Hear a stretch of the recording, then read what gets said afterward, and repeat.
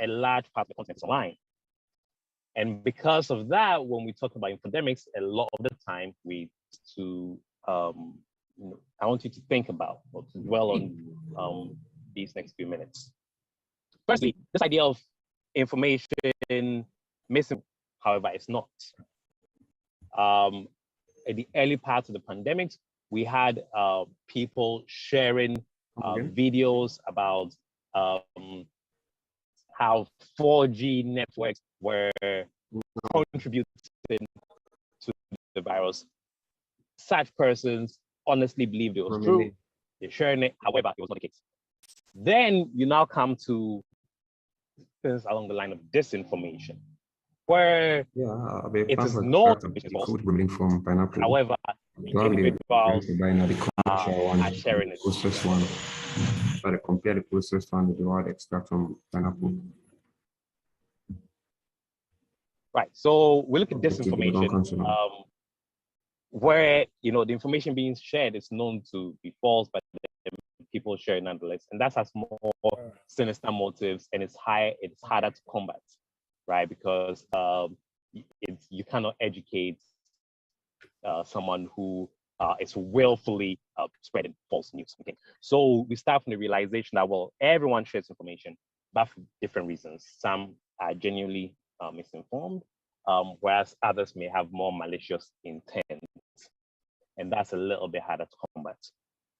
Then we also consider how people get their information, especially social media. The social media algorithms have been tweaked in such a way that it personalizes the information that you receive. Now, what this means is that your past behavior, your past activities on social media influences what I like to say is your bubble, right? And I'll share an example. For some reason, every now and again, I like to just use my wife's social media account to go through certain platforms. And that is because her newsfeed seems to be way more interesting than mine. My newsfeed has alerts from AAU TV, it has alerts from Scientific African, The Conversation, Science Alert, Nature. It's all science-related activities, right? And it can then become very easy for us to forget that this is now a bubble. That outside of all this personalized newsfeed that I receive, it's a whole new world that's bigger than what I have. So from my newsfeed, it may look like there's no misinformation happening.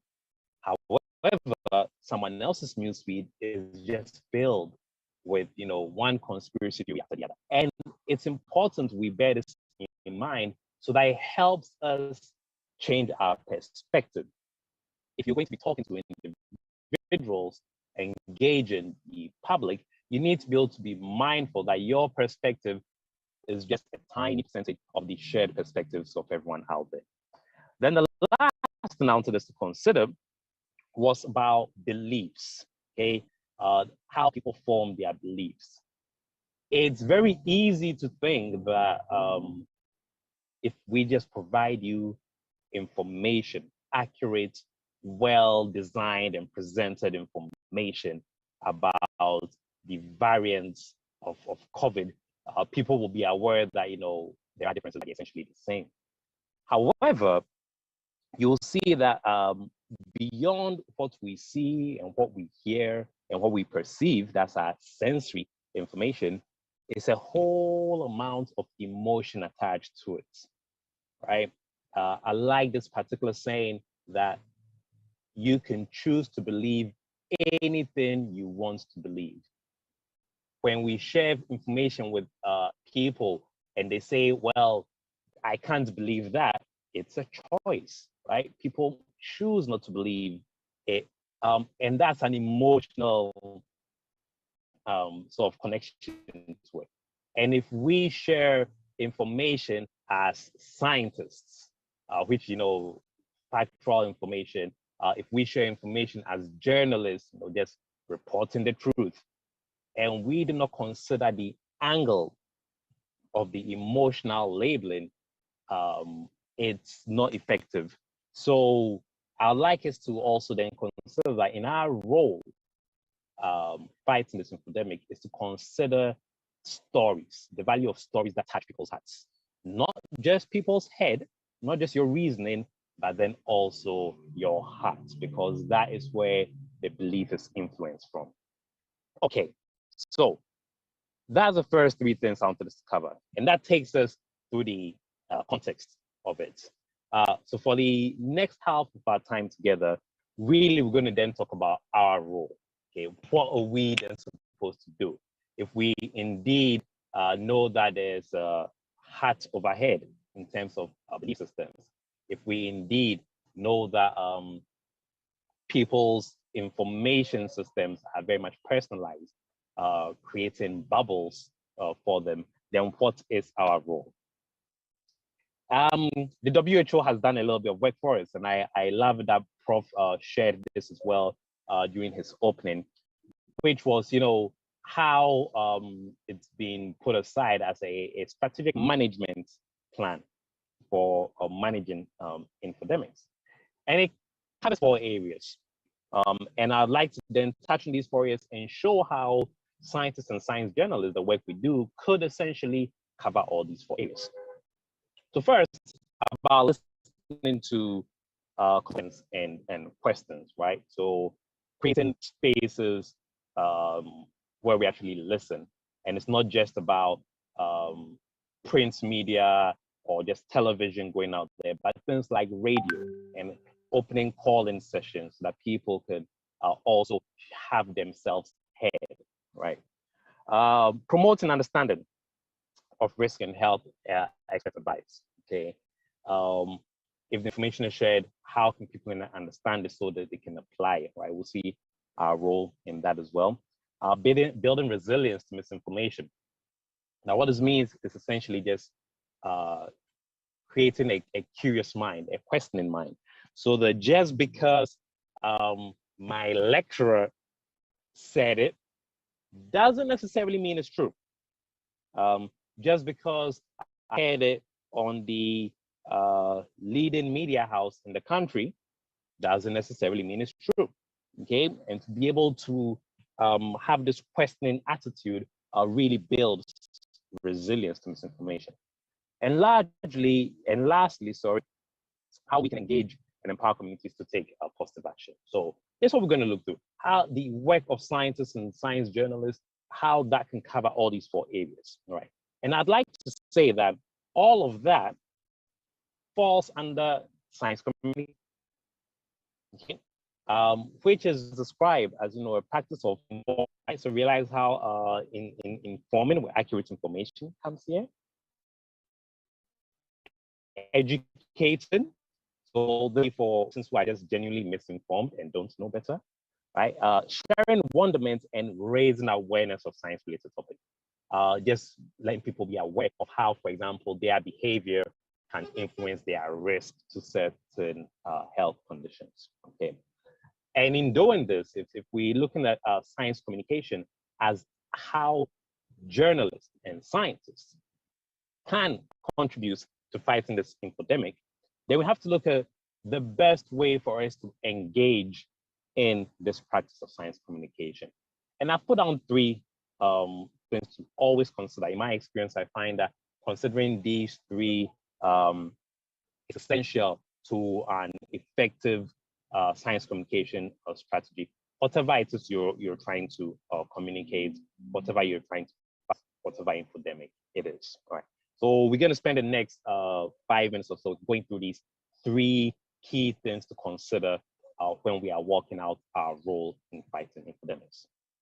The first is the goal. Okay, what is the goal of the information that we are also putting out there? Because remember, the infodemic is because it's an abundance of information.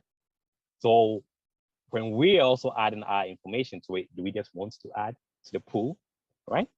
Or do we want to debunk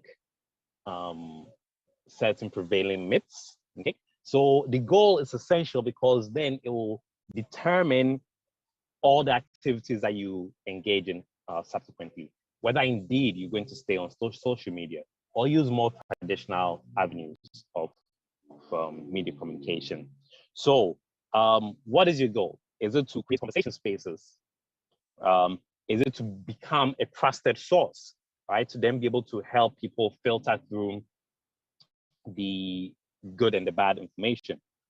Is it to promote a culture of curiosity so that people are resilient to misinformation? They can question information that they receive. Or is it just to empower communities with the skills they need? As for example, we'll be having a session on later today. So the goal is very important to have right at the start. Now, the second thing, in addition to the goal, is the audience, all right? Now, Africa is a very diverse population, so I would not expect that a specific program that I create to target maybe youth in Ghana will be equally effective to target youth in Uganda, for example. There may be some overlaps, but they're very contextual things that need to be considered. Okay, now to consider the audience, some things that in my line of work we always take into account, which is demographics. So those are the four that are listed here, right?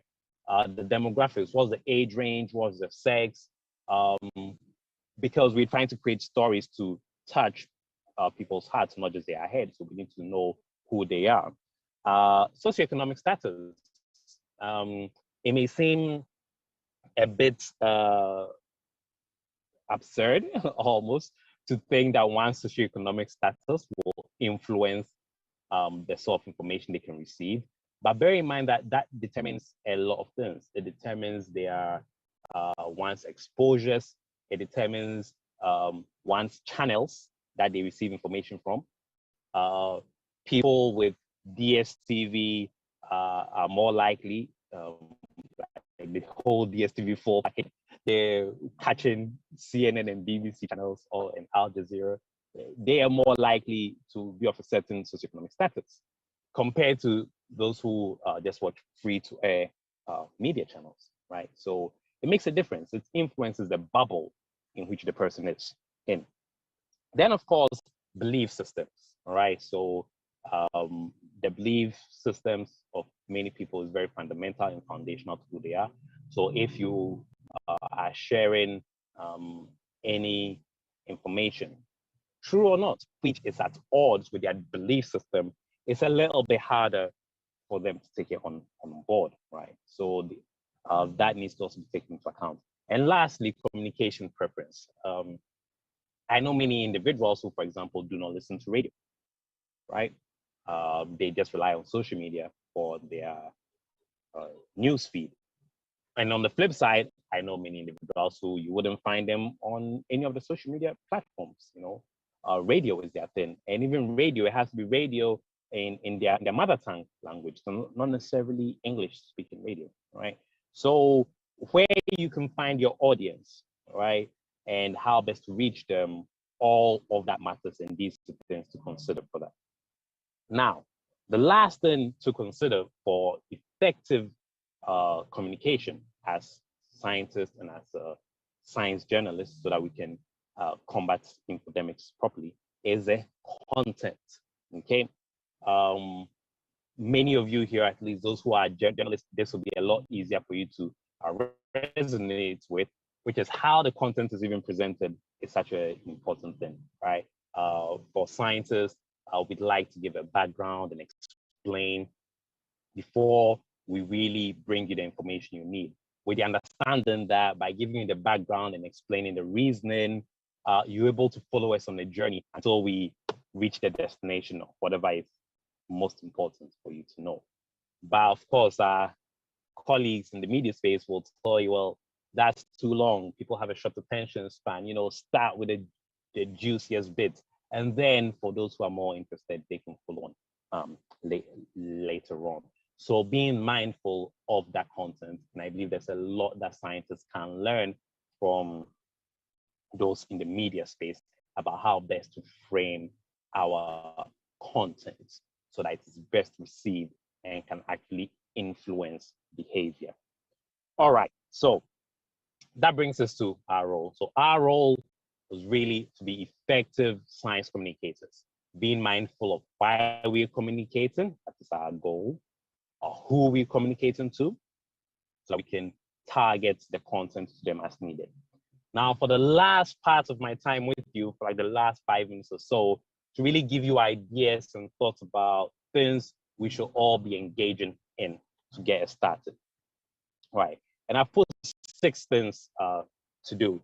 And you'd notice that they are a mixture, targeting both multiple sources of information so that we can pierce our way into multiple bubbles that people have, right?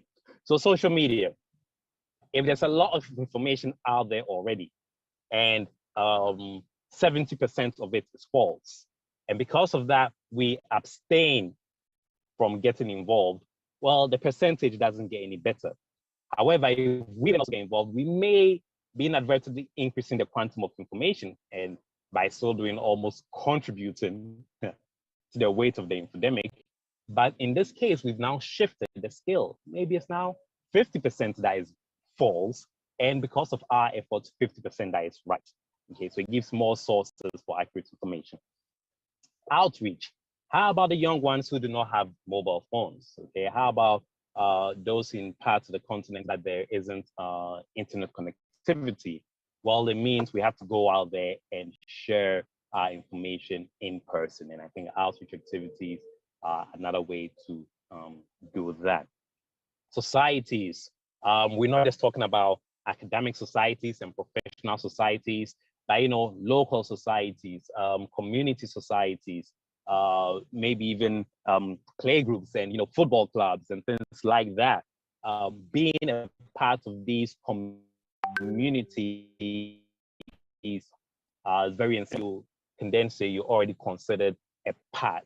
And if you're sharing opinion as someone who's a part of the community from within, that is more receptive. You have better receptive than someone coming from outside the community. Okay. Radio and TV, yeah, for those who maybe cannot even afford data, right? We know data is becoming more and more expensive. But radio, it's so easy to access. So as getting into more radio and TV, of course, our journalist colleagues do that, but our science colleagues may not. So creating connections with journalists and science journalists and getting more science content on radio and TV. That also being said, blogs and print media. There are a lot of places that still rely heavily on receiving their daily newspaper. So there's room in there to reach certain audiences through print media. And lastly, I'd say training. And it's great that we have quite a number of people in this room because then we need to build our own capacity. We need to keep on upgrading our toolbox. Those who are, intentionally sharing false news to disinform and for malicious intent, for example, they have a whole slew of tools available to them, and they keep trying out new things all the time. So we also need to attend certain trainings like we're doing here, to then consider how else can we also get better at communicating. Okay. So as I'm coming to the end now, I just want to leave us with this thoughts right here. It's two thoughts in one, right? The first one is a quote that says, a lie can run around the world before the truth has got its boots on, right?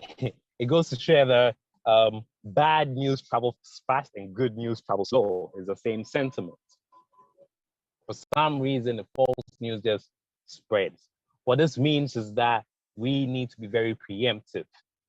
It's great that during the pandemic, a lot of science organizations and media platforms saw the need to better inform the populace on science. But by the time we designed our programs and got up and running, the 4G bad news virus had already spread, right? That had already gotten ahead of us way before we started going, which means now we should be in a place where we can keep the momentum and preempt any subsequent infodemics so that we can get a head start. And to do that, it'll mean us getting out of our bubbles, right? Within whether the online spaces or in-person spaces. You have influencers who are always talking, always engaging. So they become trusted sources. You have people who stay in their small groups. And like we shared earlier, people within are better valued compared to people outside, without. And then there are those on the edges of the information, the lurkers. And more often than not, that's where scientists and science journalists find themselves. And we can't stay lurking on the sides in the hope that when there's an infodemic or the next pandemic, the whole world will come and look for us. No, we need to get into these groups. We need to get into these influencer spaces and also make our voice heard as part of the knowledge pool that is available. All right. So with that, I'll leave your last note, which is to say, in my experience, and I'm yet to see this to be proved false, is that good things happen when the science community, so I'm saying all those who are engaged in some form of science communication, right? Journalists or otherwise, that indeed good things happen, the science community engages with the public. And I'd like us to continue doing that through the end of this pandemic and even beyond. All right, thank you very much for your time. And I'm available to take any questions.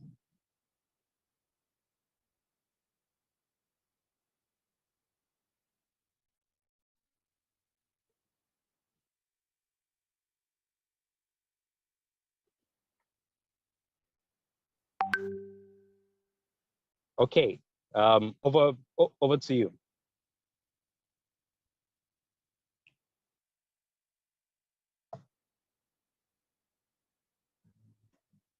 Right, hello. You are interacting with in terms as a science journalist, so you know how to communicate properly. Thank you very much, Dr. Thomas Tego, for your presentation.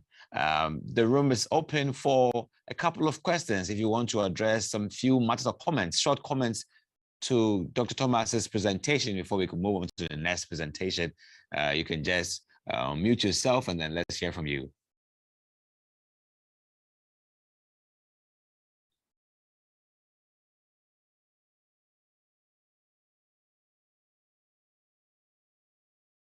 So to our audience joining us all across the African continent and beyond, who have been engaged since the past 20 minutes and have listened to the presentation of Dr. Thomas Tego, you can bring in your comments. Let's hear from you. What have you got to say? I have my notes over here. I mean, Doc mentioned that, I mean, you can choose to believe anything you want to believe.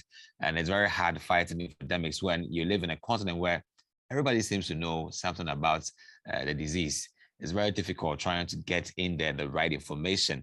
However, we've been taking through the right procedures that you have to take to ensure that you have the right information out there. That is, first of all, identify your audience, who they are, and know the appropriate channels you have to take to get information through. And I know you also made your own comment as well. You may have a question as well for him. So you can also unmute yourself or raise your hand and we will let you in to share your comments and your question within a short time so we can move to the next presentation. Thank you very much. If you can hear me, kindly let's hear where you're coming from and then what you have for us. Hello. Hi. Good afternoon, everybody. Good afternoon. Jubilee Malamba from Zambia, under Prime TV Television Zambia. You're welcome. So I wanted to find out, of late here in Zambia, we could be, probably we usually hear there was a first wave, second wave of COVID-19, third wave. What makes this COVID-19 to graduate to these waves? And what does the science say about these waves? Or what constitutes itself to become a third wave, fourth wave? Thank you. Thank you very much, Jubilee from Zambia. We appreciate your question. And let's hear from you, Dr. Tego. I mean, he wants to find out why there are always waves, first wave, second wave, third wave, and what is actually inflaming these waves. Yes, and also in addition, are we expecting to have the last wave? Because I'm every time, whenever I'm scared, these waves. Maybe we're going to have 100 waves, but My guess as good as yours, the under wave. So let's hear from Dr. Thomas. Right. Yeah, sure. So I will start to say I'm not a virologist or epidemiologist. So slight nuances that are the answer I'm about to give. However, what we can say is to answer the second part of your question very quickly, will there be another wave? Very highly likely, probably. However, what causes these waves, so if you listened earlier, right? Now, all that means is, let's take, for example, you have a cold. We all get colds every now and again. However, you get a cold, you get better, and it means that your body has been able to, fight this cold. The cold doesn't pose any danger to you anymore. But then fast forward a few months, and you probably get another cold. And even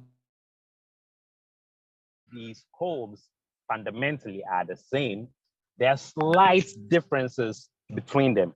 So much so that it can sneak past whatever defenses your body created to fight the first cold, and then cause another cold until your body fights this one.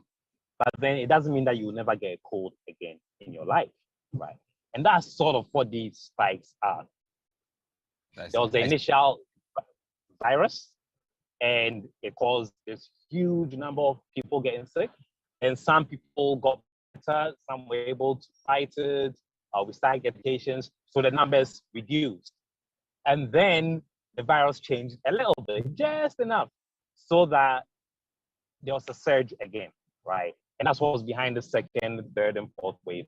And because it's possible for the virus to keep on changing again and again and again, it's possible there'll be more and more waves going forward. But hopefully it wouldn't be as bad as we had within the first year or two. That's really scary. However, let's try and then get to some other comment that I sent in. I've seen George Olomara's hand, but George, I'll come to you very shortly. Let me read a comment by Indiba Cyprian Munga of Zambia. And she's saying that, to Dr. Thomas, what is the best way for journalists to collect community concerns? Is it waiting for a walk-in interview, or follow the community where they are residing? So she wants to find out the very best way to collect or gather community concerns. Is it just to have interviews with them, or maybe go to where they live and then engage with them? So what's the best way, Dr. Thomas? So I've seen a number of different media houses do what I'm about to share. It's at least from an outsider perspective, it works really well. My line of work, we've adopted some of this as well, which is to go out there. So going out there, 2 or 3 in a crew, and then just go speak to people in the gathering places. So in cases where it's the shopping centers, the markets, main spots, outside a football stadium when there's an important match happening, outside the bus, is to go out there. And the reason this works is because you are in the person's comfort zone. You are moving out of your comfort zone into their comfort zone. When you are in their space, they're very happy to, of course, they're shared because it's within their comfort zone. And then you also meet more varied audience. So if you're staying in your media house, then you're really just going to be in a bubble of the people who listen to you, who tune in. However, when you go out there, there are many people who may not necessarily tune into your platform, but then now they have this information, or you get their information to help in your own planning and decision making. I hope that's sufficient. Yeah, I believe so for Madam Munga, where you come from, Zambia.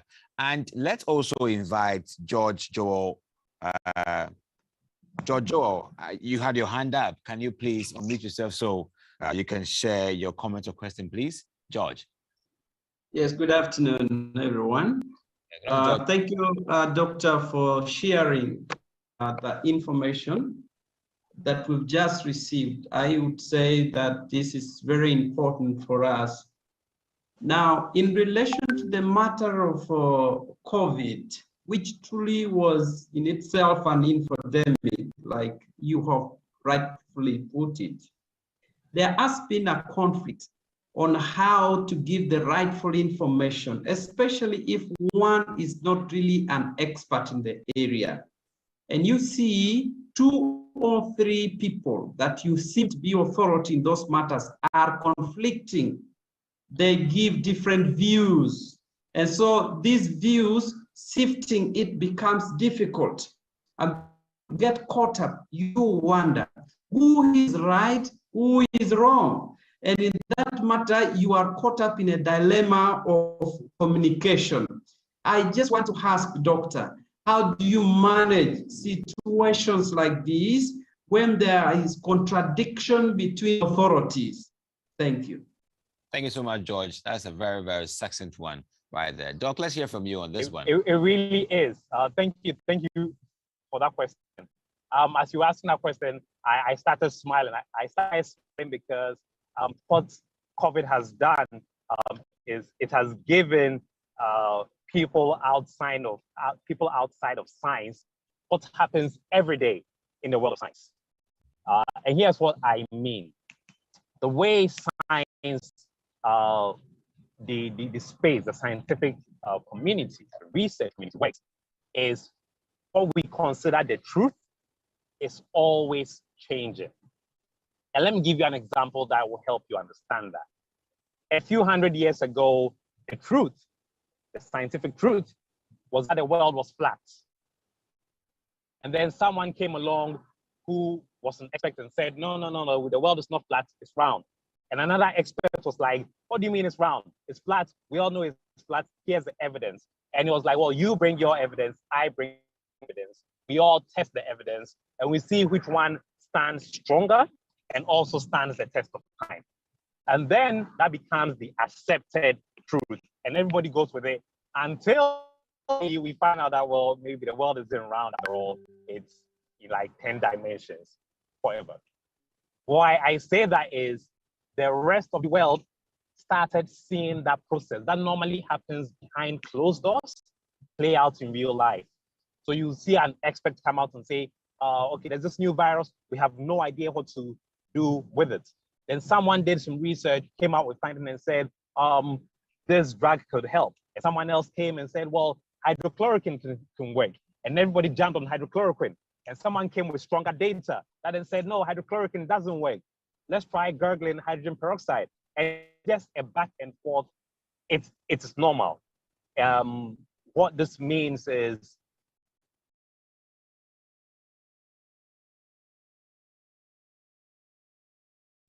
All right. All right, Doc. So thank you very much for answering. We'll pick the very last 2 questions. We have the comments in here, so I'll read it to you, and then you just give us your feedback, and then quickly we move to the next speaker. There's one from also a perspective on religion. What about working with the religious leaders? Because they also hold a stake. I mean, religious leader can just say that, listen, everybody should just not believe in COVID-19 and we'll just follow. So how about working with religious leaders, also Christianity, Islam, and then let's see how they can also buy the scientific find information. Hello, Doc, can you hear me?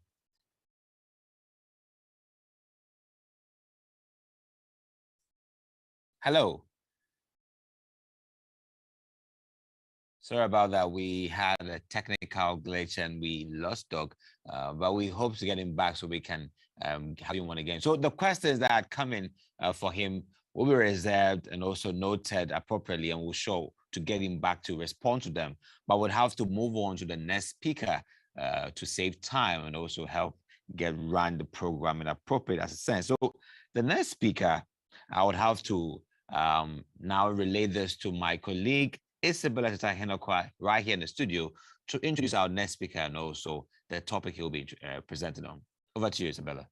Right. Thank you very much, Ajimana Chidapo. And thank you, Dr. Thomas Ego, for your brilliant presentation. It was very, very insightful. Our next topic for today's workshop is skills and tools needed to verify online content. A very, very critical and important topic. You know, we are fighting infodemics, but then how do we verify what is seen on the internet?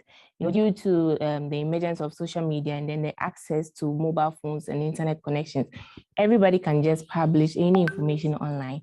And then you, as a science journalist and then as a researcher or as a general public, how do you verify this information as being factual or being a reliable source? And to help us facilitate this topic is no one than a researcher. He's also a lecturer at the University of Zambia. He's also an epidemiologist and an editor-in-chief. He goes by the name Dr. Brian Chanda Chiloba.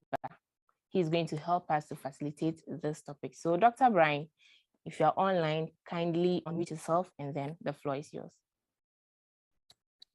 Thank you so much for the opportunity to present on this important platform. I want to welcome everyone who is participating in this workshop. And again, thank you once again. I would want to believe that you've made me a co-host so that I can be able to share my PowerPoint. Sure, that'll be done soon. Yes, Technical managers, yes. can you please? Okay, please, you can go ahead and share your screen. Great. Sorry, just a moment. Sure.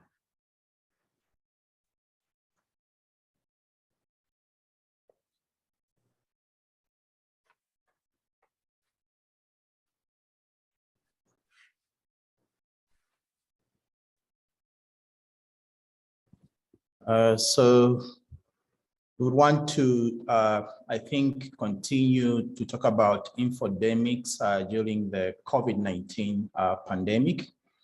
But then we want to stream it, line to skills for verification. I hope I'm audible enough. Yes, please, we can hear you. Yeah, so I would want to start from the premise that the COVID-19 pandemic poses an unprecedented threat to global human well-being. And therefore, the proliferation of online information during this critical period amplifies the challenge. And I think most of the things that I will be talking about has been covered by the previous speaker, but I think there is no crime in trying to amplify one or two things. So I would want to say that misinformation can be either deliberately promoted or accidentally shared by individuals. And the likelihood of propagation depends on a variety of factors, and these factors would range from individual to community level factors, as well as to content-specific factors. There are, for example, numerous websites that claimed, for example, that Bill Gates is planning to monitor individuals and keep a digital record of their COVID-19 vaccines and testing through injected microchips. And this particular claim has been shared like 3,000 times on Twitter and about 1,000 times on Facebook.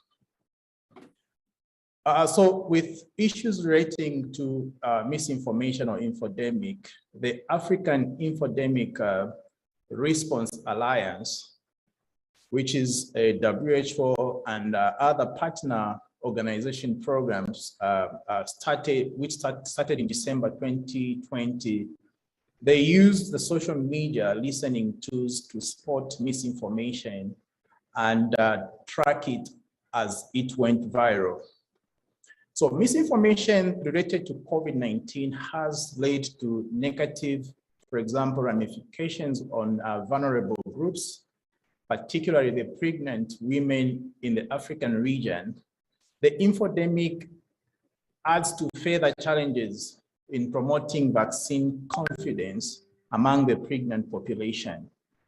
So by ensuring global collaborations, online awareness campaigns, research and funding directed to understanding gender-focused vaccine hesitance, the healthcare burden from COVID-19 can be ameliorated. So what are the issues that relate to infodemics, or two key things that we normally talk about in infodemics is misinformation as well as disinformation.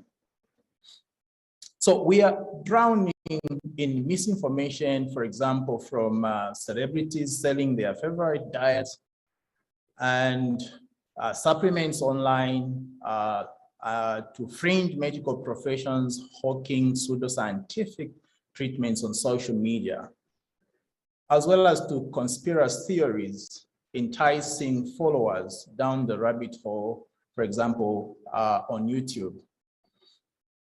It's actually nearly impossible to avoid exposure to infodemics or to misinformation and disinformation. So we use information to make decisions. That's, I think, the premise we want to establish from the onset. And we want to make decisions about our health. So being misled by misinformation can cause a lot of harm. Not only is someone usually trying to sell something, or falling for fake cures can literally be deadly. So while protecting ourselves from misinformation, it is essential that we try to debunk each and every false claim after it pops up, and then we can feel like an overwhelming and endless game of work and more. So this is just to try to demonstrate the level of public misinformation that has existed over time in terms of a trend since the 1980 up to 2020. So if you look at the trend, it's always the graph going up. And I think we can't underestimate the role of technology. And I think that is one aspect that I would want to talk about. And for example, if we talk about countries that lead in terms of false beliefs, we have the countries like Italy having a lot of that, countries like the USA having a lot of that. And I think you can't underestimate the role of technology, like I said. And it's something that where there's a lot of people utilizing technology, it appears there's a lot of people spreading misinformation. So we can look at a few of the examples that will help us understand how this can impact on society. For example, the recent factor claims that Donald Trump faked having COVID-19 in order to win sympathy votes. Joe Biden is mentally impaired, or Dr. Anton Fauci funded a lab in Wuhan to develop the coronavirus. Or if he re-elected, Donald Trump plans to eliminate Social Security and medical care. Or Kamala Harris was not born in the United States, and many other things. So what I want us to draw to is then we have the impact of misinformation from that particular scale in our current time. And these are some of the impacts that some of those misinformation caused in this society. Like, for example, the assault on the Capitol, and about 85,000 deaths from COVID-19 resulted as a result of misinformation. So what is an infodemic accompanying the pandemic. So we have a pandemic, then we have the infodemic. So an infodemic is an overabundance of information, like the previous speaker has already established this fact. So in unpredictable times, we use information to regain our sense of certainty. Information can validate our decisions. It can also aid our understanding, but also offer reassurance, but only if that information is reliable and it's true. So false and misleading information is spreading uncontrolled, like the coronavirus itself. So when the accuracy of information changes over time, or when it can't be verified, misinformation and disinformation will fill the uncertain void. And that vacuum has created an infodemic, according to the World Health Organization. So who can we trust is a question we want to ask. And here are the few things that we can look at. So we have the COVID-19 misinformation and the harm that it can create on society. And you recall that when COVID-19 started, there were a lot of misinformation, for example, in Madagascar, where there was a claim that a locally made herbal medicine or product would cure coronavirus. There was also a mention of methanol poisoning in Iran. There was also unsafe use of cleaning products in the USA. So normative as well as non-profit and academic organizations are often the primary source for information about public health. They produce peer-reviewed evidence through research. They provide health-related guidance to both governments and individuals, and share their experiences working with communities to improve health services. However, these resources can sometimes be highly technical, making them hard to understand and apply to our everyday lives. Another challenge, many public health organizations are implicated in past injustices and misinformation campaigns, and as such. So some public health organizations that we should rely on for information on COVID include the WHO, the Africa Center for Disease Control and Prevention, the Institute for Health Metrics Evaluation, as well as the Johns Hopkins University.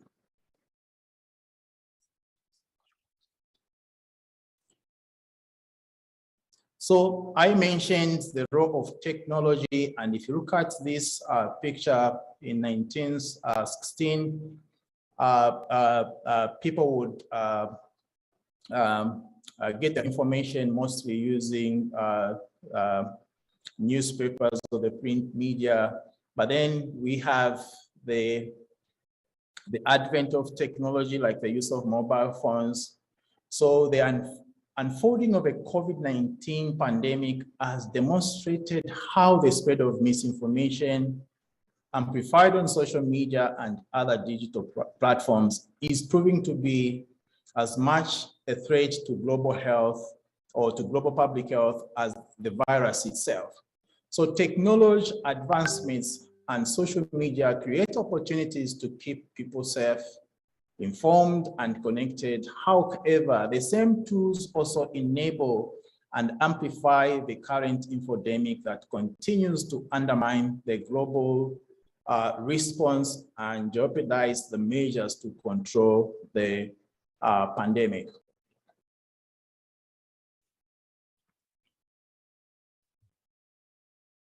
So this is infodemics were not really possible in the, for example, in the early 1900s.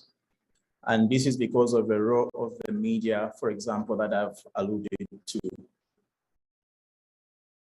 So what are the rules of media and information disseminations that have changed over time. So particularly when health becomes a topic of public concern, like the COVID-19 pandemic, news outlets become a popular source for public health stories, and people follow many national and international news organizations like Al Jazeera, CNN, BBC, SABIC, or Africa, and many other that provide timely updates on COVID-19 and other public health topics. So when using news outlets as a resource, for example, it's important to identify the specific perspective of an outlet. News outlets take a different approach to their reporting and rely on a range of primary sources, and therefore understanding the differences helps us to determine what information is potentially misleading. For example, I can suggest that we also check the Reporters Without Borders, which specializes in the defense of media freedom. And this site broke the news about the Myanmar government move to shut down more than 200 sites suspected of spreading COVID-19 myths.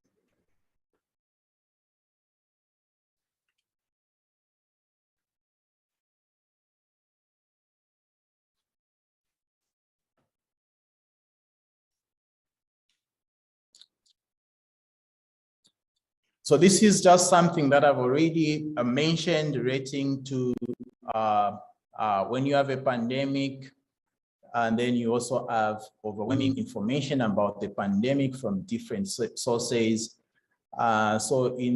When dealing with the crisis of a pandemic, at the same time, you are dealing with the crisis of too much information. And some of this information is the right information that you need to get along during the pandemic time, but also some of the information is misleading information or misinformation and as such. So how can we manage infodemics? And I've already alluded to the fact that infodemics thrive during the times of uncertainty. So we should say thank you to science, as science has found a solution. And in science, there is what is known as the inoculation theory, similar to how a vaccine builds immunity to a pathogen by exposing our bodies to a weakened form of a pathogen. We can build immunity to misinformation by exposing our minds to a weakened form of misinformation. So effective inoculation starts with warning individuals of the threat of misinformations. And once their guard is up, expose them to misinformation that uses the same strategies as a real thing, but that are less persuasive. So basically, instead of debunking inoculation pre-banks, and in the process, it trains our mental immune system to identify misinformation. So inoculation can be either fact-based or logic-based. Inoculation can also be either passive or active. So passive inoculation occurs when the facts or techniques that are used to mislead are explained to the audience, while active inoculation builds immunity by getting people to actively create the misinformation themselves.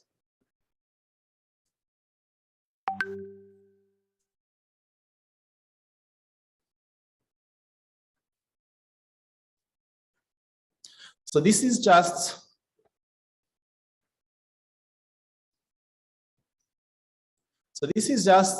understanding the infodemic transmission dynamics, and this is how it works. For example, this person didn't send a rumor to the group chat, and that's one way we spread information, maybe, for example, on WhatsApp or on Twitter, on Facebook.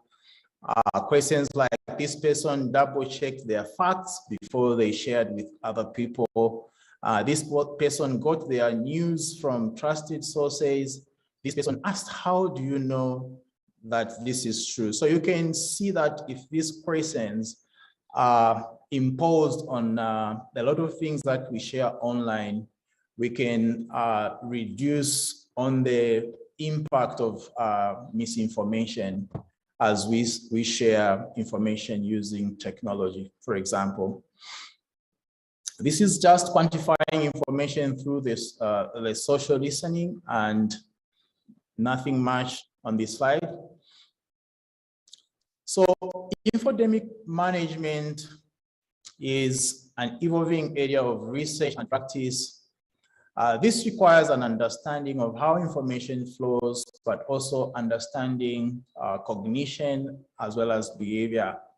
So additionally, government should dedicate adequate time to understanding and further developing effective health communication programs broadcasted in the communities and tailored to social media users, as well as initiating targeted online campaigns to promote scientific awareness surrounding the COVID-19 pandemic. So I just want to share on, like in science, within the scientific world, there's a way we actually look at evidence that is generated maybe from studies. And in the hierarchy of the strength of evidence generated from different studies, on number one, we have what we call systematic review of randomized controlled trials. So what this means is, for example, if you have a scientific publication, you want to ask a question. For example, if somebody has published that we need to be using masks to prevent ourselves from transmitting COVID-19, or social distancing, maybe lockdowns. The question that we are faced with is the information published, is it a systematic review of randomized controlled trials? So if that information is coming from a systematic review of randomized controlled trials, then we are sure that we have the much needed evidence around a particular issue. Now you can see that number 5 on this list is physiologic and epidemiological studies, such as the study of infection prevalence, studies like cross-sectional studies. So when you have a study that is informing you and its design was it was a case study or a case series or a cross-sectional study, in terms of that study generating or that publication generating the needed evidence, it's very difficult in the sciences, and this is where the questions would arise. And I think there was a question from the audience that sometimes we tend to have different views around things within the scientific world and as such.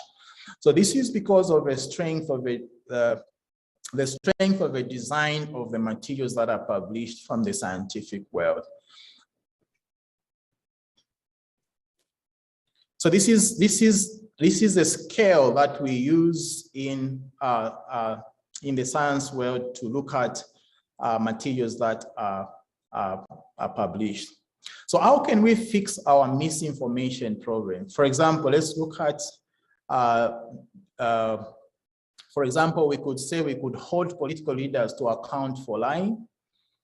The problem with this is that we don't detect it when our side's leaders say it, and we don't value truth enough to base our vote on it. So for example, if the information that you have to believe is coming from the political party that you support, sometimes we don't want to question as much. Or maybe we could say we can fix misinformation. We could get our information from reliable sources. Maybe that would be one way of fixing it. But the problem again with this is that many of us prefer sources that tell us what we want to believe. And there's a high demand for confirming information. So this is because within societies that we live in, there's already information that is shared, and we would have already taken a particular view. And by the time we are discussing issues of a source, we would have questions as such as this. Or we could say we can fix misinformation problem. We could hold ourselves to a higher standard. Again, the problem with this is with what is called confirmation bias, which is what we all have. We don't know when we are wrong, and we tend to reject conflicting information.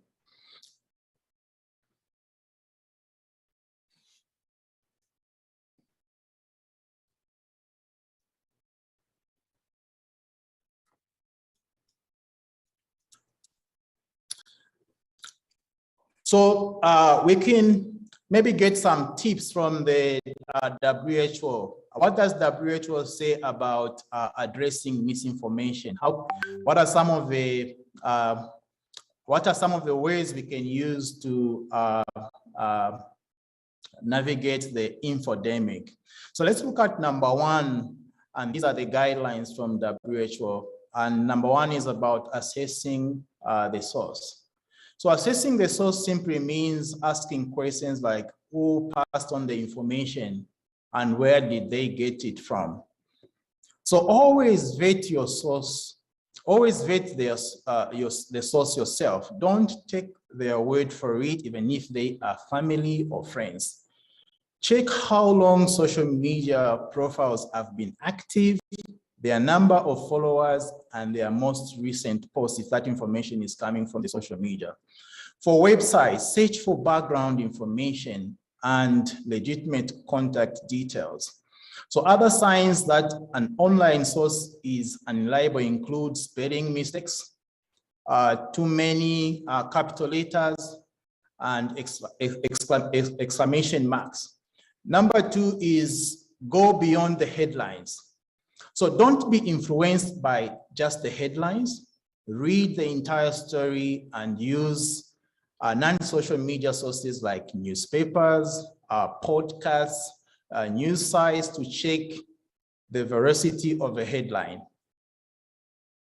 So diversifying your source allows you to get a better picture of what is trustworthy, and that's what the WHO says. So number three on this list is identify the author. So search the author's name online to see if they are real or credible. If they claim to be a professional person, check for their profile, for example, on LinkedIn. If they say they are an academic, look on the website of the institution to which they say they belong. And number four on the list is to check the date. So WHO says you should always ask these questions when you come across information. Questions like, is this a recent story? Is it up to date and relevant to current events? Does it have a headline, image, or statistic that has been used out of context? And number five is examine the supporting evidence. So credible stories source their facts by including quotes from experts or links to statistics or studies.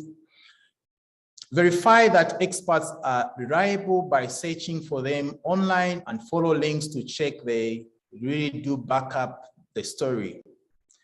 Number six is check your biases.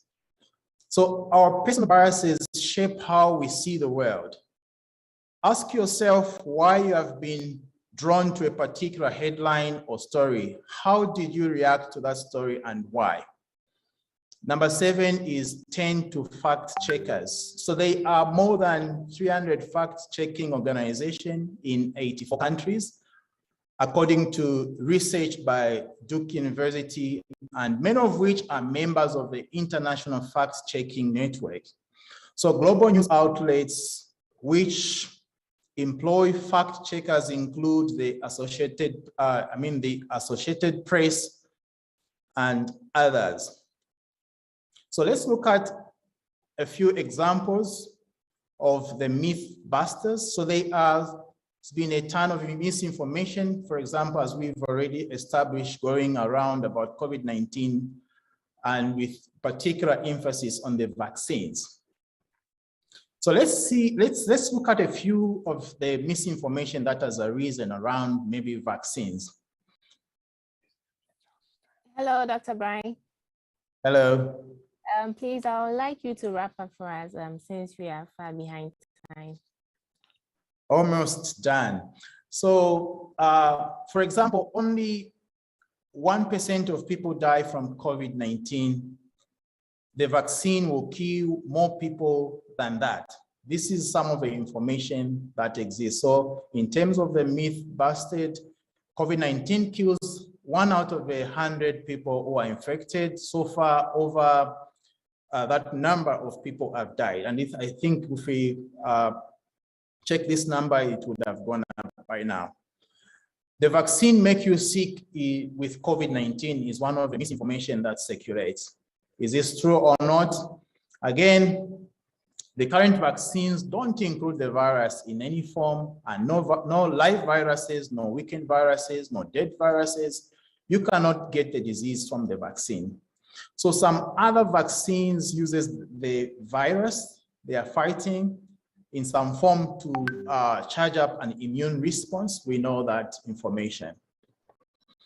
Someone who already had COVID should still get the vaccine is some of the questions that people ask in communities. This is true. There's been a few well-documented cases of people being infected twice. So even if you have had COVID-19 and recovered, you benefit from the vaccine. Again, as soon as the shot is in my arm, I'm protected from COVID-19. Is this true? Again, it takes about 2 weeks from the final dose of the vaccine for the body to build the immunity. So then we are faced with questions like this or that. So do we get information from Instagram, for example, or we get it from CDC? Do we get information from WHO, or we get it from Facebook? Do we get information from CNN and other news outlets? So I think in the interest of time, I thought maybe I could go as far as this, and I'll invite questions if there are any questions. Right, and thank you very much, Dr. Brian, for such an insightful presentation. And I wish we could ask some questions and then take some comments right after your presentation. But then, due to time, I'll plead with you all to hold on with your questions and comments. And then after the third speaker, you can come on board with your questions. I'm going to give my colleague the chance to introduce our third speaker for today's workshop. She's here, right here at the studio. She goes by the name Miss Imelda Amuji. Imelda, please, the floor is yours. Okay, thank you very much, Miss Isabella Tete Ahina Kwa.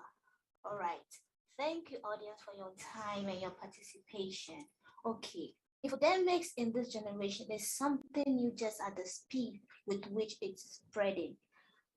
Years ago, the WHO launched a campaign to eradicate polio, and there were rumors all around the world. And one of these rumors were that the vaccine was being a means to sterilize the population. And due to this rumor, the eradication plan and purpose of the WHO was never achieved. And as health communicators, we have a responsibility not to share or disseminate erroneous ideas and information. On this note, I would like to invite our test speaker. He is Mr. Charles Wendo. He is a trainer and a coordinator of the Science and Development Network in Rwanda. And he's going to help us in the guidance in writing and reporting signs of pandemics and infectious diseases. Hello, Mr. Wendo, please, are you here with us? Yes, I am. Thank you. Thank you for... and the floor is yours. You can start, please. Great, thank you. Thank you for that introduction. Good morning and good afternoon, everyone, depending on where you are. Please bear with me as I share my presentation in a minute, and then we can get started. My name is Charles Wendo. I work with SciDevNet, which is short for Science and Development Network, as the training coordinator. And my role today is to discuss how to package the story of pandemics, including COVID-19 and other related epidemics. So please bear with me for one more minute. Yes, there we go. I need to turn this into, yes, there we go. Good to get started. So yes, that's the topic we are looking at today.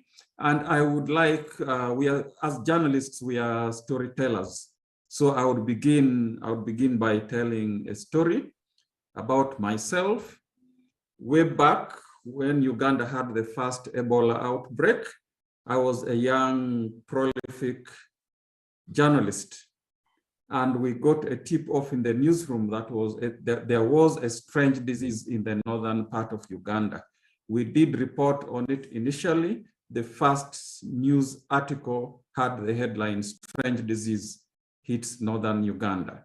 Now, a couple of days later, it was confirmed as Ebola.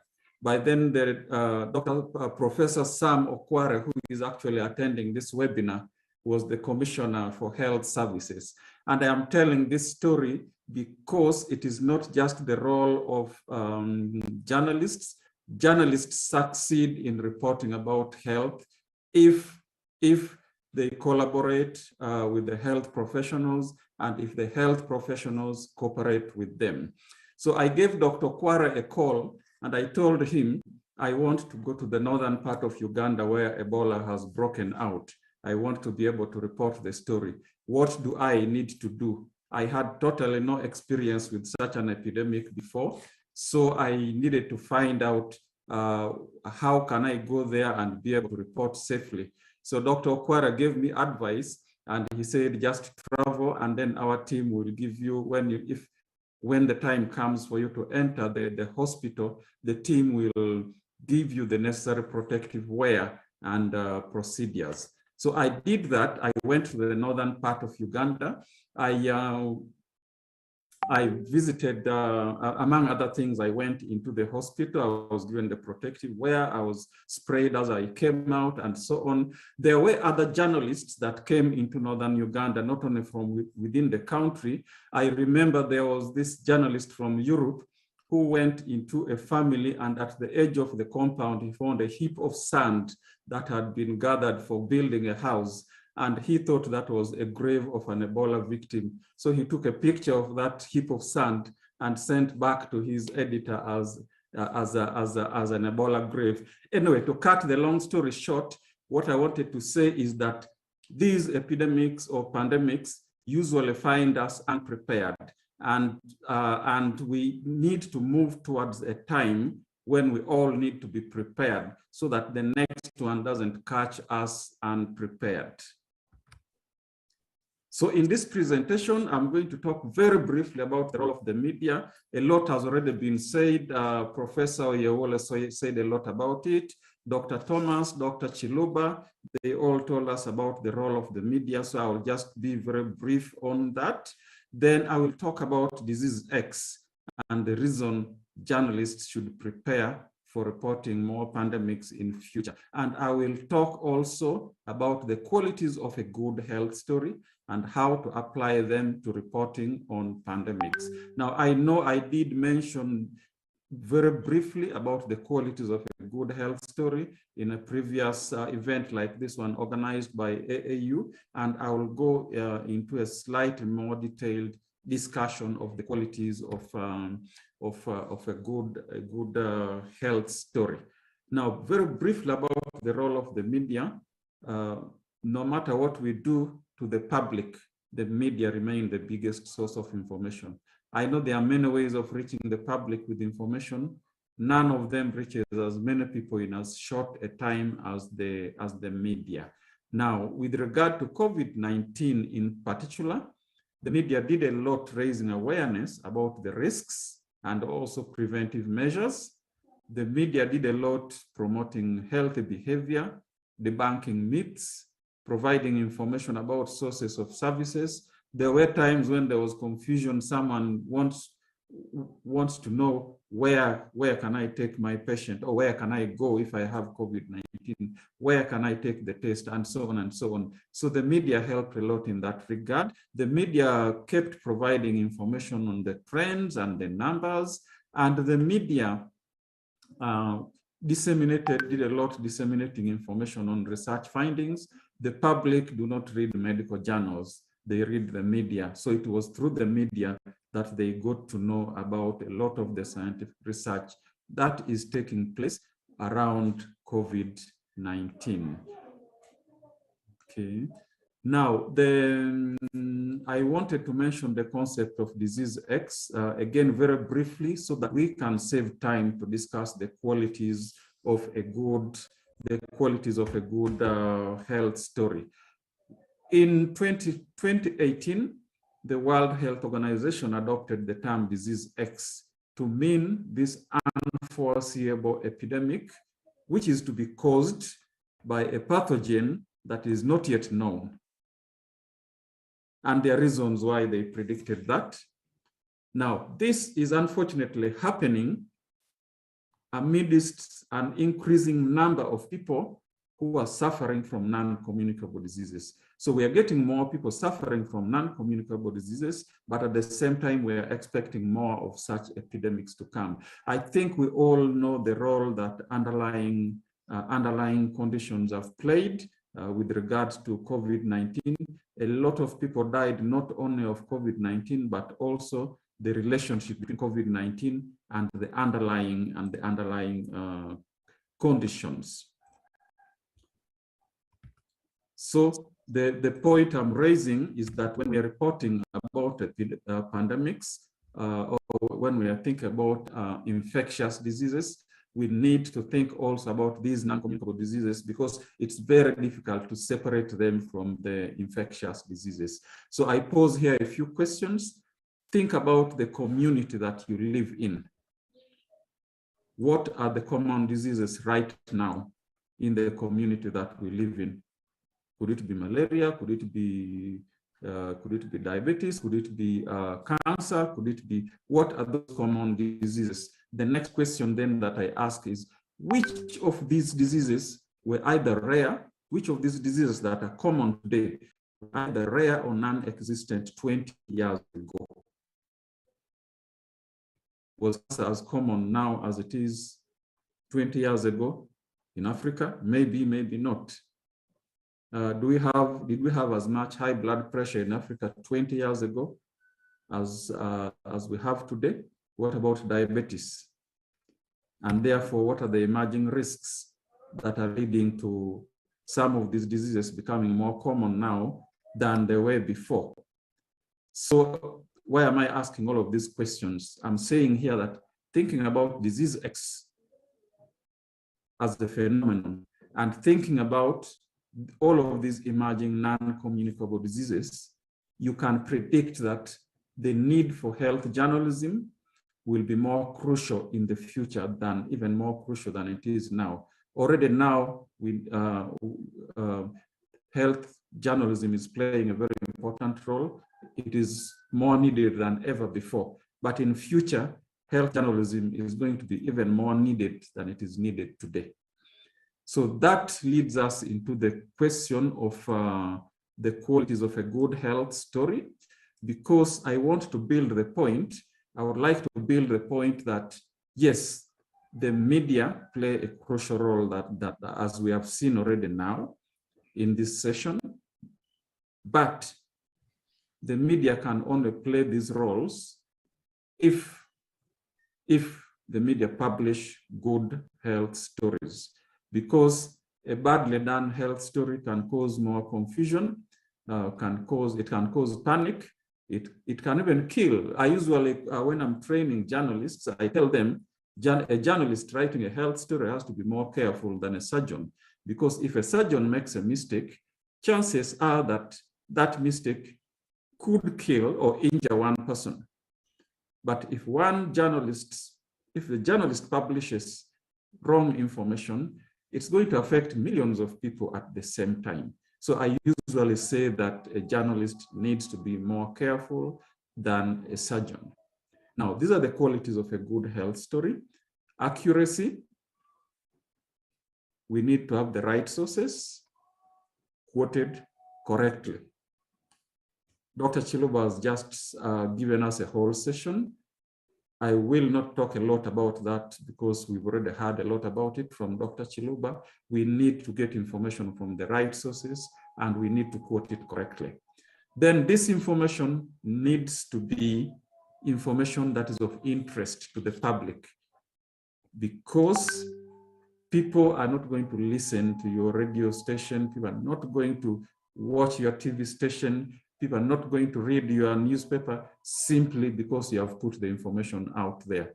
People have their interests and their needs and their aspirations. They will read your story, listen to you, or watch your story only to the extent that it is helping them. It is in a way related to their needs and aspirations. So we need to pay attention to that. Then the story needs to be presented in simple language. In other words, language that is understandable to someone who is not an expert. Usually when we speak to the medical doctors, they speak in a lot of, they use a lot of jargon, and it is our job to keep asking them, what exactly do we mean here? And we bring that into a language that a layperson can understand. And then the information needs to, the story needs to be informative. It should provide useful information to audiences, because people do not come to the media only for entertainment. People come to the media to get information that can help them. And then it needs to be well structured. It should have a logical flow. It doesn't matter whether it's a newspaper article, a news item on TV, it should have a logical flow. There are structures that need to be followed. So I will say a few more things about accuracy. You need, like I said before, you need to get information from the right sources, but that is not enough. We need to take notes. This might sound like a joke, but I have actually seen journalists that are listening to an expert speaking, and they're not writing down notes. I have seen that, and it is very important that we take, it's very, very important that we take notes. I know most journalists do, but a few journalists listen and do not take notes. Sometimes they trust their recorders that much, but even when someone has a recorder, they need to take notes. And then they need to ensure that this recorder is in good working condition. If I may pause for a minute here and tell you about my embarrassing story, and I wouldn't like this embarrassment to happen to any other journalist in the world. I got an interview with a very high profile medical researcher who was at the presiding over the very first HIV vaccine trial in Africa. I carried my recorder, and I was a young journalist then. That was my first major assignment. Way back, must have been 1999. So, if not 1998. So I went to this, it was not an easy thing to get this appointment. I went to interview the scientist. I thought my recorder was working. It behaved like it was working. Unknown to me, it was actually not working. And I didn't take notes in a notebook. And when I went back to the newsroom, I tried to play back, and it recorded nothing. I did everything well, but it was just a technical problem with the recorder. It didn't. It behaved like it was recording, but it did not record. So I had no story. So I had to call back the scientist, plead with him and say, I am so sorry, my recorder did not record. And I got another opportunity for that interview. I was extremely lucky to get a second opportunity. Many people do not give you that second opportunity. So it is something that should not happen to any journalist. Then you need to quote the sources correctly. Many times in the process of simplifying the English, we tend to, some journalists tend to lose the meaning, and that is usually not a good thing to do. We need to translate the information into a story that can be understood, but we need to preserve the meaning of the, we should not introduce errors as we as we change from the scientific language to the simple language. And then we need to ensure I have seen situations where the source of information is a person that has a motive and they're interested in misleading you. Try to ask for evidence for every claim that someone makes, and also ask for the views of other experts. One of my colleagues raised the question earlier. You have different experts saying different things. What do you do? It causes confusion. And one of the ways to go around that is to go with the mainstream scientific consensus. You cannot have all of the scientists agreeing on an issue. But what is the scientific consensus? What is, are we dealing with the medical issue, for instance? Is there a body of medical doctors in that country that can give you the mainstream view? You may have different doctors saying different things, but there is always that mainstream scientific consensus in any field of specialty. And then there's the use of online fact checkers, which Dr. Chiluba talked very ably about, which I will not repeat here. Then keeping the information simple. That is the second quality I mentioned of a good story. Keep it simple. Avoid all of the complicated scientific terms where possible. And if you must use them, you need to define them. And then sometimes you make meaningful comparisons. For example, is this organ the size of a soccer ball? You compare it with something that people are familiar with. Then there's using real life examples. Anything becomes easier to explain when you're giving real life examples, not on a medical, not on a health issues. Then photos, infographics, those are always very useful. Numbers and statistics usually terrorize most of our listeners, our readers, our viewers. So use them, but limit the use of numbers and statistics. Where possible, you can convert some of them into infographics. And then as much as possible, use visual physical aids. Medical doctors are very good with this. You go into a hospital, you go to see a doctor, they have the model of a lung, of a heart, and so on, and they're using it to explain to you what they want to show you. We can also use this, we can also do this in the media. Great. Now, I mentioned here a few examples of simplifying. You know, I said at one point you avoid the technical, you avoid the jargon and instead use simpler words. For example, the doctor will talk about drug efficacy, and we, the journalists, will talk about effectiveness of that drug. Then the doctor will say most prevalent, and we will say commonest. Someone will say olfactory receptor usage. What does it mean? It simply means smell. Someone will talk about spatio-temporal patterns of Ebola. It simply means where and when Ebola occurs. So it is always possible to find a simpler way of saying the same thing. Okay, I am alerted that I have 7 minutes left.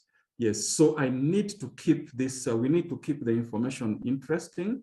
Most journalists, or not all of the journalists present here, will know about news values. So I just mentioned that ensure that the information is newsworthy. It's our measure of the extent to which this information is likely to be interesting to the public and to policy makers.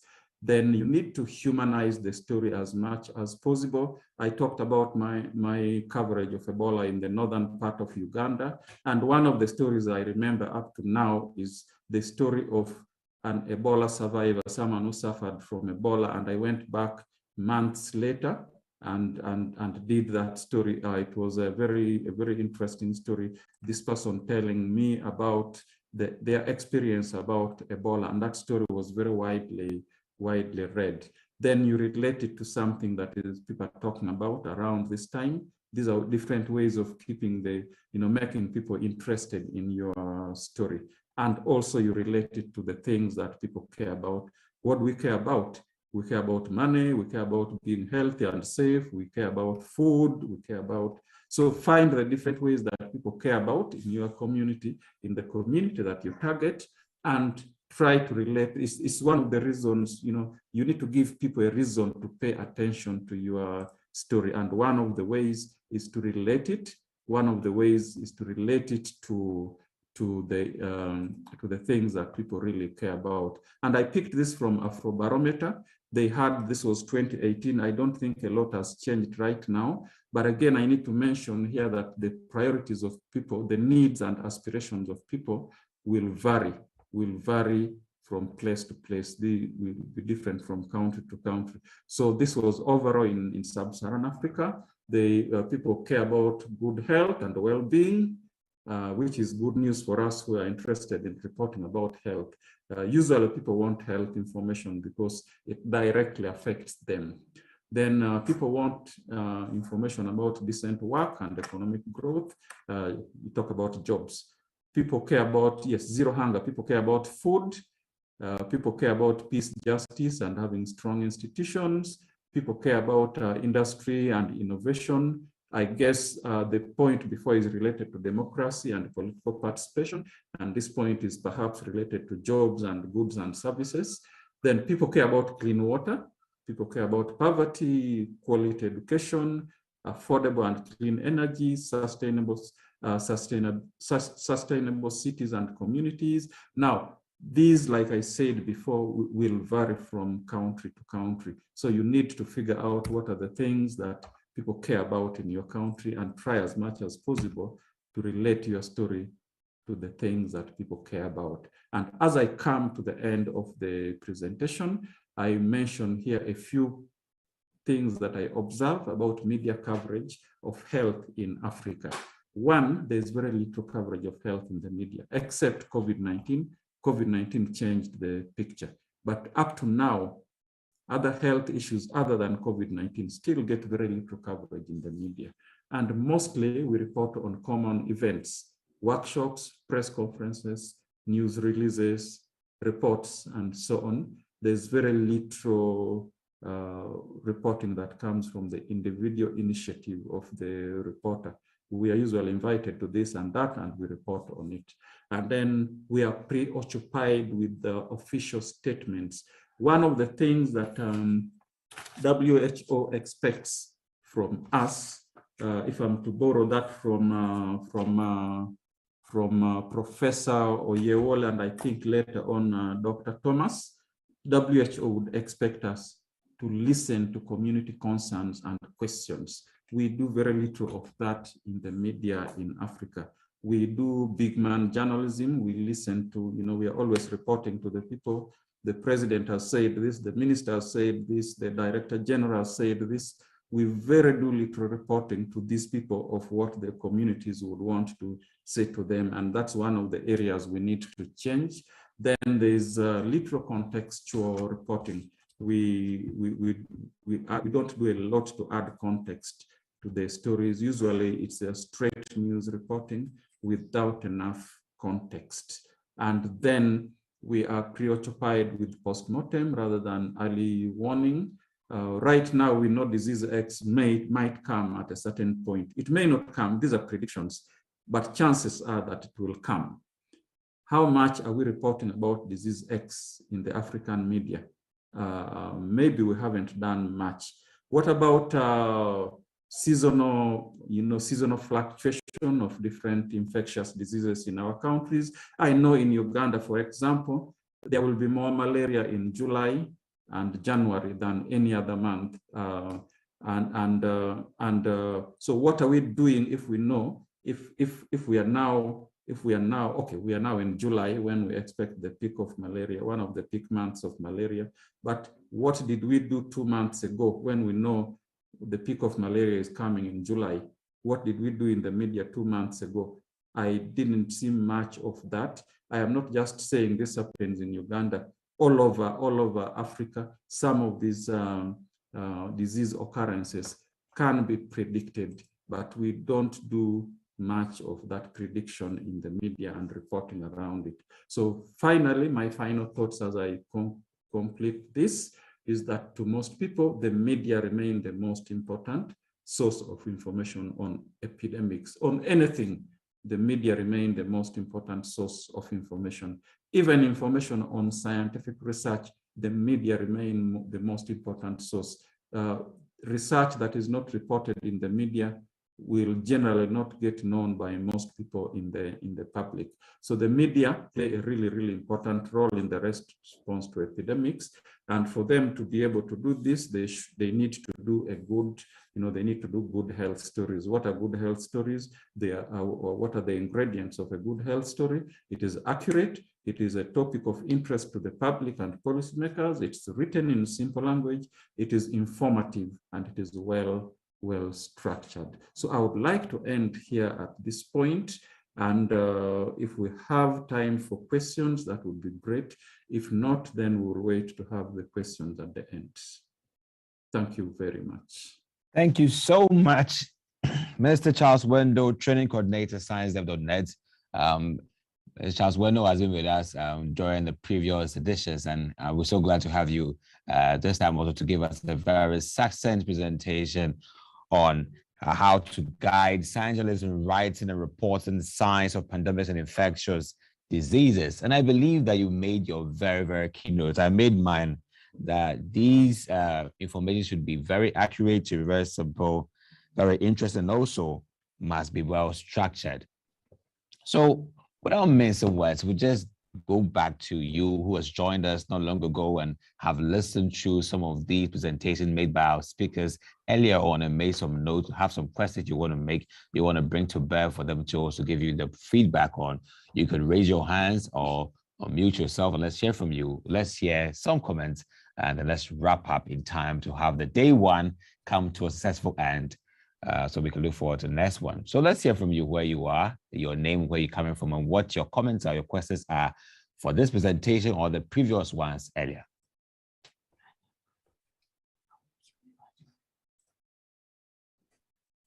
All right, so we have Jubiel. Jubiel will be joining us tomorrow, actually, but she wants to make a submission. So Jubiel, let's hear from you, okay? Let's hear from you. Okay, good afternoon. I hope everyone has listened through. Thank you so much for the presentation. I think this is well articulated. But I just wanted to add on to say that, of course, I re-echo the statement that is from the previous speaker, that most of the diseases or the health burdens that we have seen in some of the countries are actually sidelined. And when we talk about sidelining some of these, diseases, even in Zambia here, just last year, we saw a sharp rise of malaria cases to 6.3 million, somewhere there, of people that were affected. And I think that it is also high time for government to open up. What I'm seeing is that sometimes it has become so hectic for some of the media personnel just to continue with health stories and the rest. For some of us, it's a little bit easy because we still have some connections to get here and there. But for those of them that maybe might have an interest in health stories, they need to get to know the don'ts and do's of how to go about some of these health, protocols, the ministries, the line people, and the like. So it is very important for us to get to know that. But I think government also needs to come in. Ministries and other line associates or societies that deal with health, they need to open up and talk more about other diseases rather than COVID-19. Thank you so much. So thank you so much, Jubiel, for your submission. Let's hear from Oswald Moyo. What you have got to say on today's information and your comments. Good afternoon, everyone. Here is now afternoon. Thank you very much for that wonderful presentation. It was elaborative, informative, Mr. Wendo. Okay, I'm from Zimbabwe. Currently, I'm a research fellow at Michigan State University. I have wealth of experience as a journalist for Zimbabwe's two media institutions, namely ZBC, Zimbabwe Broadcasting Corporation, and also print media, the Chronic newspaper. But now I'm in academia. My question, I wanted to ask in terms of these health stories, how then do you balance the need for public to know and also how the government sometimes. I don't know in Uganda, but in our African context, like sub-Saharan, that these stories sometimes the government won't be forthcoming in terms of information. They won't be forthcoming. How do you balance? I think you get me, Mr. Wayne. How do you balance that aspect? I can put it right for you, for Mr. Wayne to understand that sometimes governments are not so clear, forthcoming with the issues, making it hard for people to also understand, because government don't want to commit themselves and lose the trust of the people with the information. In this case, the journalist who is in between government and the people, how then do you bring them to that common front, if that's the point you're trying to make, Moyo? Yes.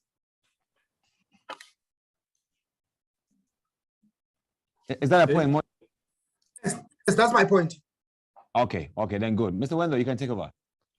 Okay, thank you for all these very useful comments and questions. One, I have seen a question on the issue of why do we have a low coverage of health issues in Africa? Is it because the people are not interested in health issues? And that is far from the truth. The audience are interested in health issues. The issue is that how do we present, first of all, do we give them this health information? And how do we present to them that information? I will tell a quick story. Way back in the early 2000s, when I was appointed to be the science editor at the New Vision newspaper in Uganda, we had a health page in the newspaper, a 2-page spread actually of health. But the way the stories were written, in journalism, we would call them dry health stories. So when I was given that responsibility and I was given a chance to spread it to a 4-page pullout, and I was told, make this successful. One of the very first things we did was to inject some life into the health section by beginning to present some real, speak to real people who are involved in health, either in the delivery of services or in the caretaking of patients, or they are struggling with this and that. So that injected some life. And then we started to bring in some lifestyle-related health issues in this pullout. And then we started to bring in more voices into the pullout. And all of a sudden, health became the 3rd most read section of this newspaper. Usually when sometimes the 2nd and sometimes the 3rd. How do we know this?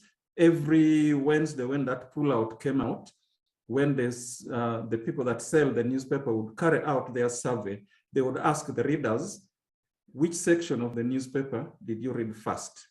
And then they would ask, which section of the newspaper did you find most interesting? Now, on both questions, health would always rank number 2 or number 3. It would only compete with the front page and with the sports page. So the point I'm raising is that it's not that people are not interested in health. People are very interested in health. We just we need to improve the skill to be able to package the health information, make it simple so that people can understand it, but also relate it to people's lives. Like I said before, people don't just read because this is health. People read because this is related to their life. So we need to master that skill of packaging information that is related to people's lives, but also information that people can easily read and understand. Then there is the issue of health officials not, in some countries, not being forthcoming with information. That is also true. And not only health officials, general health experts, many of them are press shy. We can talk on and on about this. There are many, many reasons, but because of time, I will not go deeper into that. Then another question was raised about what do we do when the health people, the health officials in the health ministry do not want to release information, and yet the readers need that information. One, we can try as much as possible to convince them. 2, we can try to go around them. Sometimes I would get information from official information from academicians. if I could not get from the official channel in the Ministry of Health. Sometimes I would get from international agencies like WHO, like UNFPA, if I could not directly get it from the Ministry of Health, because there are times you realize this information is needed by the public, but the people holding this information do not want to give it to you. So what do you do? And if only they knew that it is necessary, that it's for their own benefit that they release this information. I mentioned Dr. Kware earlier, Professor Kware. He is in this webinar, and in another forum, maybe you should give him an opportunity to speak about this. Dr. Kware and his team were very press friendly. They were very open with information. As a result, it was very easy for us to report on health matters. And guess what?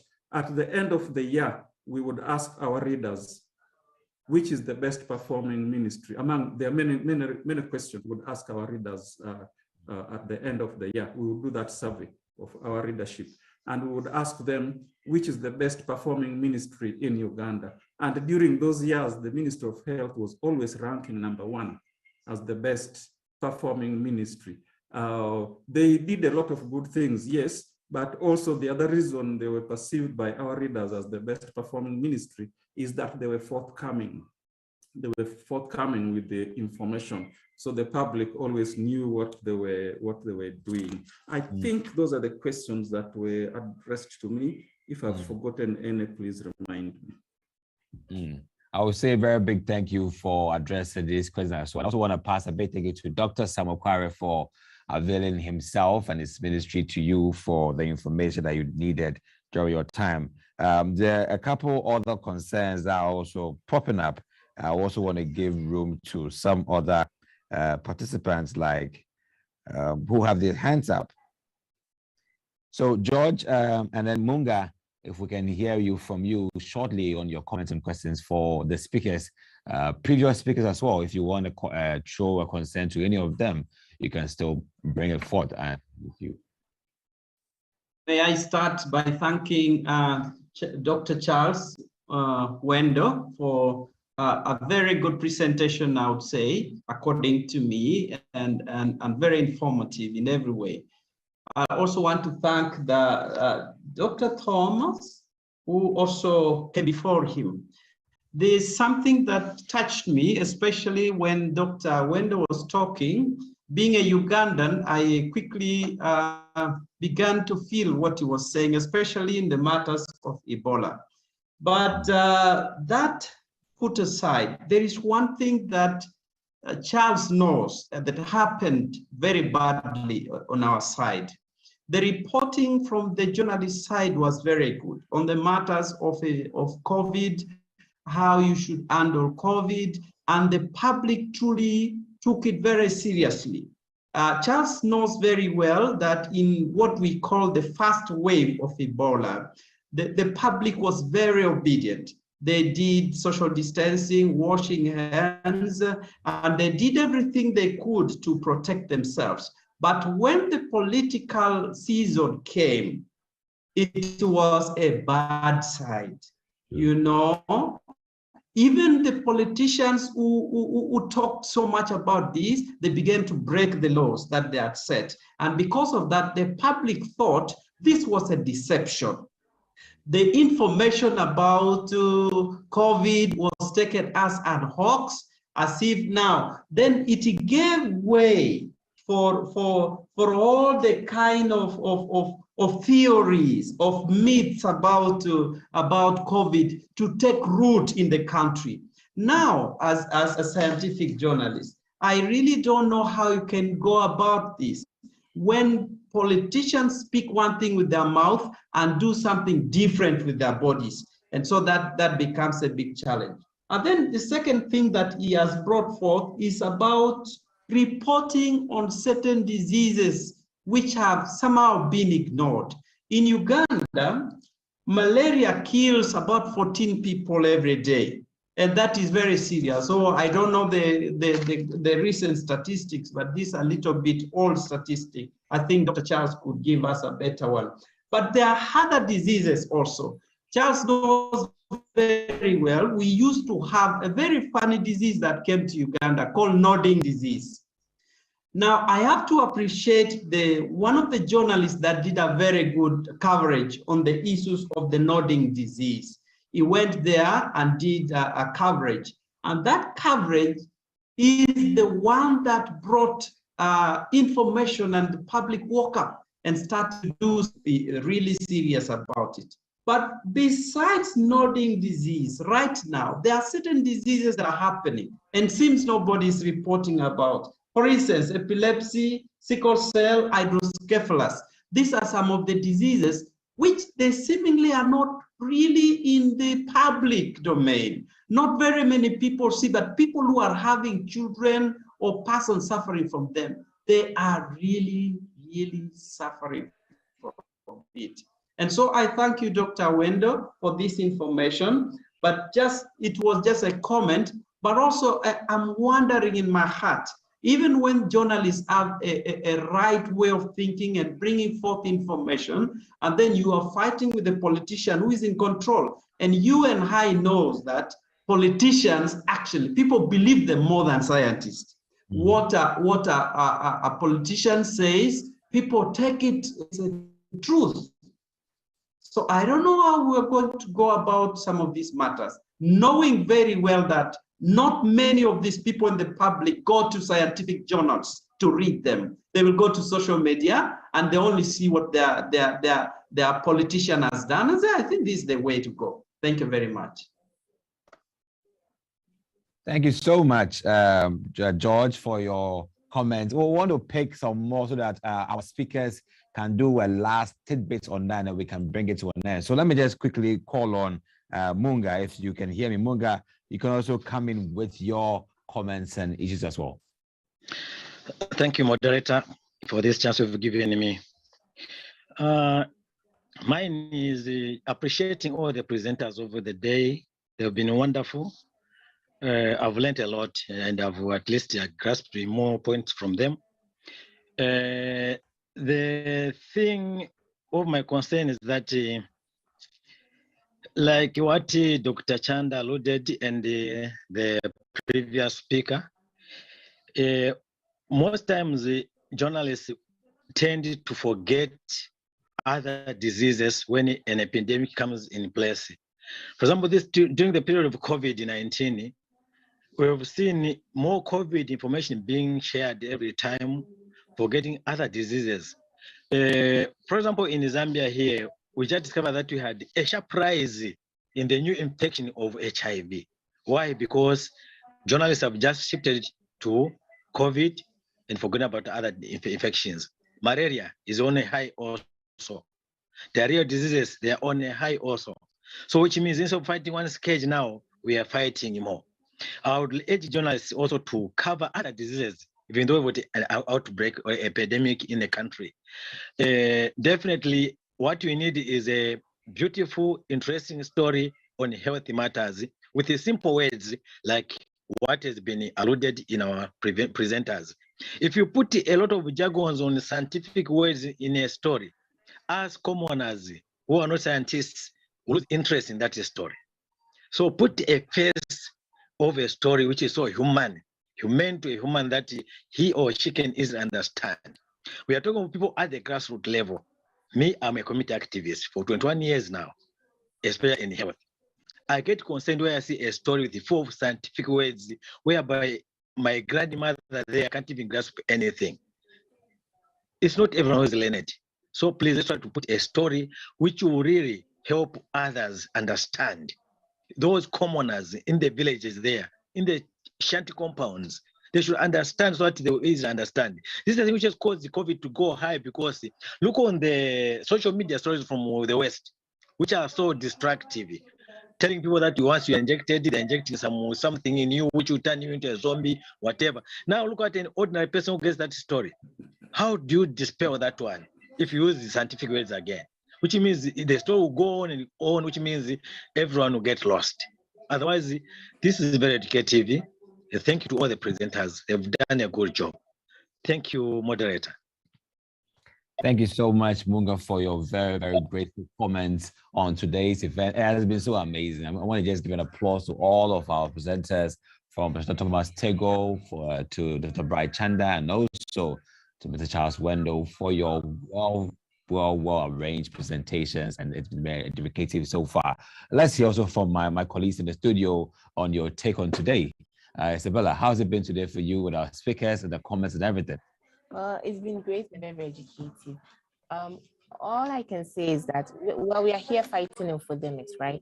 But then, although we have algorithms and machines that can detect information, whether they are factual or reliable, I think it is our responsibility as well. We science journalists, the general public, it is our responsibilities because we are the creators of infodemics.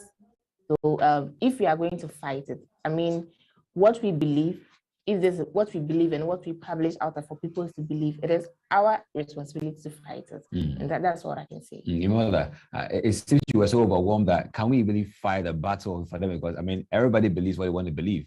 Are you sure that we can do this? I really like Mr. Wendell's presentation, and I want to emphasize on the accuracy, because as science journalists, the whole world is looking up to us to give them and feed them with the right information. I like the fact that we should get right information and the right sources, and also making sure we should take note of those who accurate information. Also ensure good recording facilities, quotes rightfully, and so on. I really like the presentation of Mr. Wendell, and we as science journalists, I'm sure from today we'll go through these processes in reaching out to our audience and to the whole world. And I'd like to add up, I think although it is our responsibility as science journalists, I think we collaborating with scientists and researchers also works. Yes. Because as a scientist, after you're done with your research, you come out with your information. As one of the participants said, with big jargons, how do you think we science journalists are going to understand your information and then translate it into a common understanding for the general public? So we collaborate with scientists and researchers also work. I mean, when we go to them, they give us the factual, they give us their information in a way we can understand. That is the way we science journalists and also communicators can bring out the factual to the general public to believe in that information. Splendid. In a layman level. Exactly.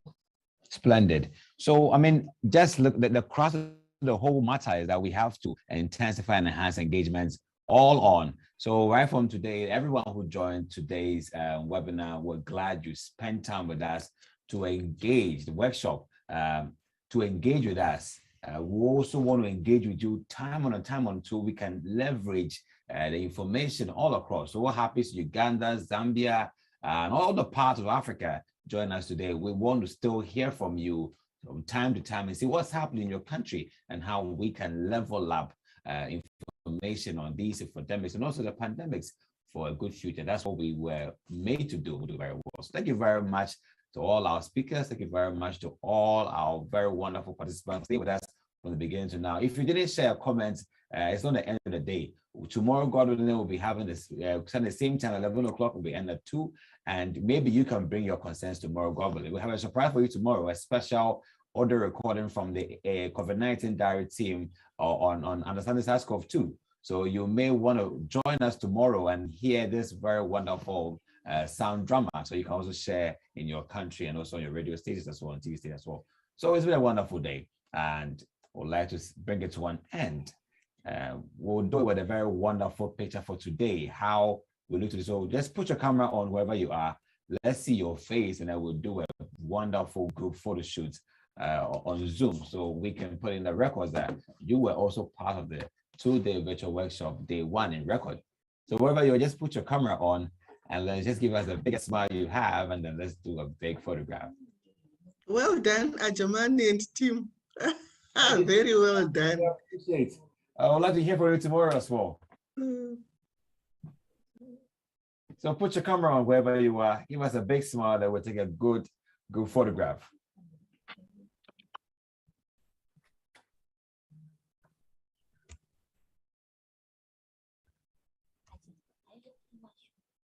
So are we ready? Technical team.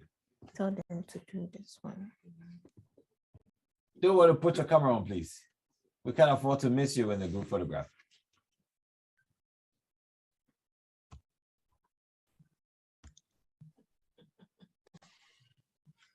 Thank you. Thank you. Thank you so much. Hold on. So we still have some more cameras to be turned on. So if you can hear me, kindly put your video on and let's see you so we can have a group photograph. Eric, they should turn this one to the main so we capture the three of us. Eric, go in and tell them to turn this to the main so it's capture the three of us.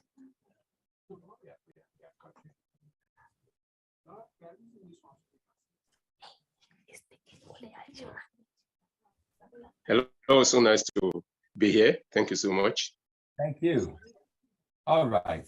So catch you same time tomorrow so we can continue on day 2 of the AAU COVID-19 Diary Team workshop on building the capacity of science journalists towards managing infodemics and pandemics. So catch you tomorrow, same time, and let's proceed on with a special feature tomorrow. So don't miss that special feature, a special sound drama. You want to get a piece of it and then share it in your country.